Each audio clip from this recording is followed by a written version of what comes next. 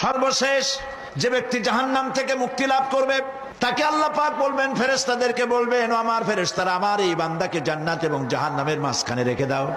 জান্নাত এবং জাহান্নামের মাঝখানে লোকটি যখন থাকার জায়গা পাবে, সে জান্নাতের দিকে তাকায়া দেখবে আর কাঁদতে থাকবে।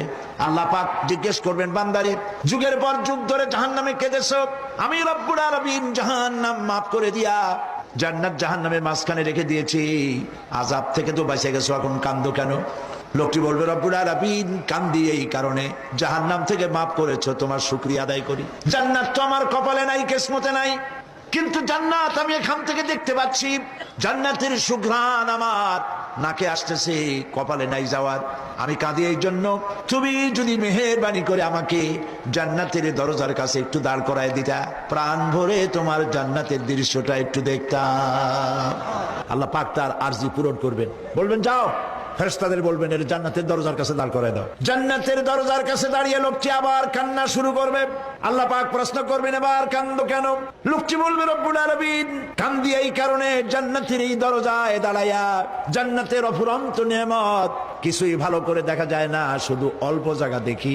যদি তুমি আমারে দয়া করে জান্নাতের মাঝখানে দাঁড় করায় দিতা, চতুর্দিকে তাকায়া তাকায়া দেখা কলিজারে ঠান্ডা বানাইতাম।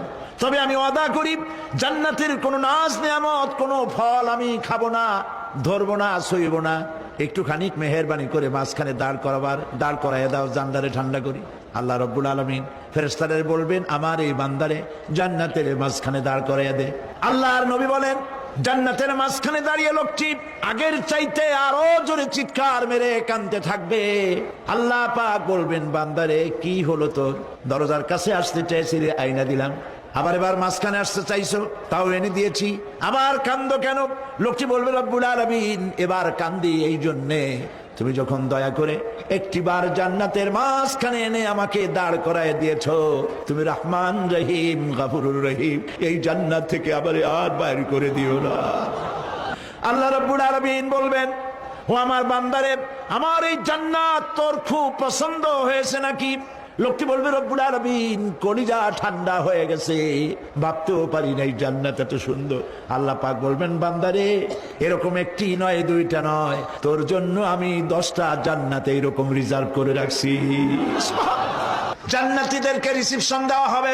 জান্নাতীরা যখন আল্লাহর হুকুমে জান্নাতের দিকে যেতে লাগবে, আর যখন জান্নাতের কাছে চলে যাবে, আল্লাহ রাব্বুল আলামিন শোনায় দিচ্ছেন, হাত্তা ইযা জাউহা ফুতিহাত আবওয়াবুহা ওয়া ক্বালা লাহুম খাজানাতুহা সালামুন আলাইকুম তিবতুম ফাদখুলুহা খালিদিন। সুবহানাল্লাহ।